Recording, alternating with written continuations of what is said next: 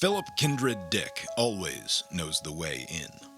His stories begin with characters in the middle of a thought, or halfway through a conversation for which we have no context, or as everything is already falling apart.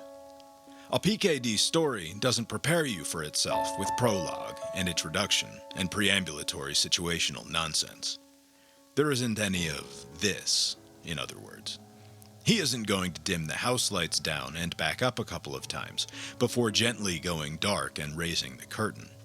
Instead, you are shaken awake, not welcomed so much as revived into these worlds from an unconsciousness you don't remember falling into, blinking and slightly disoriented, and not quite sure how much to trust what you're being shown.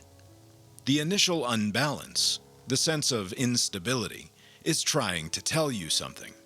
That the seam you can feel under your fingertips in the wall you've palmed for balance could be a soft spot between dimensions, an awful and irresistible scab. But which side is the wound?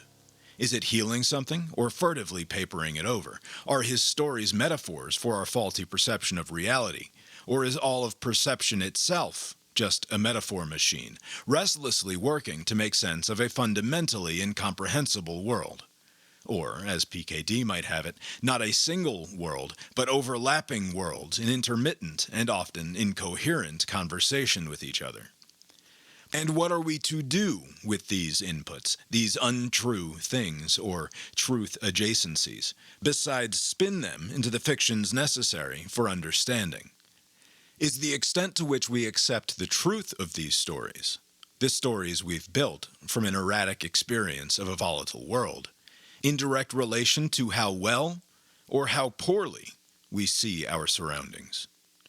Could it be that none of this is metaphor, that what we take for metaphors are the forgotten memories of previous lives, a misremembered and perhaps hidden from us past, that every layer of perception, from our dreams to our hallucinations and déjà vus to our experience of this very moment, is not just intuitively real, but objectively true?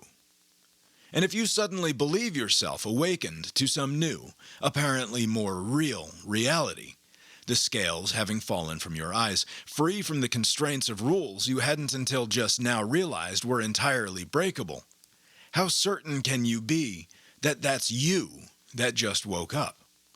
The same human you, whatever precisely that is supposed to mean, from last year, from yesterday, from 5 minutes ago. PKD makes no promises that as the edges of this world shimmer and give way, that what is revealed will be anything more real, or that our senses are ever reliable indicators of anything at all.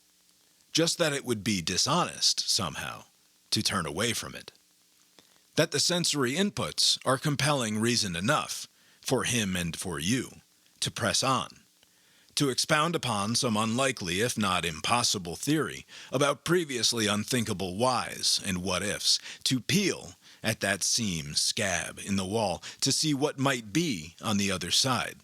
That the you, here and now, whoever or whatever that is, has latched on to something, has found themselves in the interrogative mode. That this world, unreliable, erratic, falling out of joint, disappearing around the next corner, must be interrogated. That the interrogation is the point. And while you cannot be certain that deeper necessarily means truer, nor sure that there will be a reliable way through or back out, you can trust that PKD, at least, always knows the way in. Philip K. Dick wrote something like 120 short stories and 40 novels in his too short life. And the plan is to talk about every single one of them. This is the Philip K Dicksquisition, a podcast brought to you by the BrainIron.com multinational media empire. Coming soon to this feed will be the first episode in an almost certainly overly ambitious project of indeterminate length, in which we hope to eventually read and talk about PKD's entire body of work. Each PK Dicksquisition episode can be understood as a companion piece to a short story or novel written by Philip K. Dick. I will not pretend that all the questions just raised are answerable, nor that every episode will approach them directly, nor that every dashed-off story he wrote for a check from the old pulp magazines is directly engaged with what he seemed to see as his larger project, to wit, an interrogation of what is real and what is human, and, later in his life, an obsessive, compulsive focus on the events of February and March of 1974, when PKD experienced what he would describe as visions of and interactions with various incarnations of the divine. But wherever he aims to take us, we will follow, with an open and inquisitive, but still skeptical mind. Many of his works have been adapted into movies and television shows. When possible, we will discuss the adaptations as well. This show, as an ongoing endeavor, will prove impossible without the support of an audience that we hope to cultivate through a shared interest in and love for the stories and novels and journals that were PKD's life's work. If you would like to support the show, you can head over to our Substack at brainiron.substack.com and look for the Philip K Dicksquisition button at the top of the page. There is a link to the website in the description of this episode in your podcast player.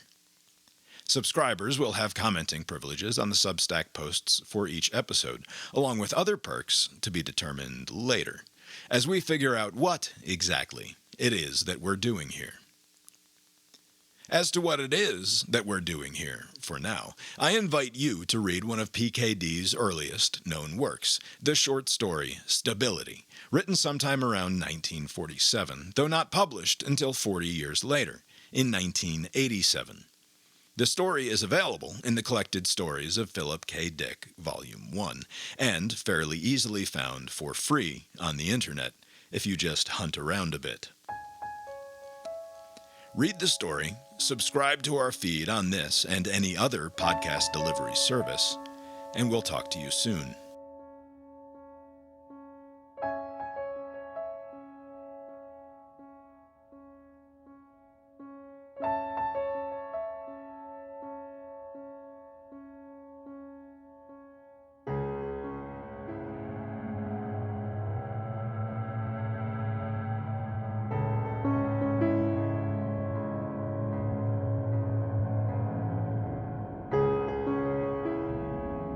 The Philip K Dicksquisition is a production of the Brainiron multinational media empire. For more, head over to brainiron.substack.com or brainiron.com.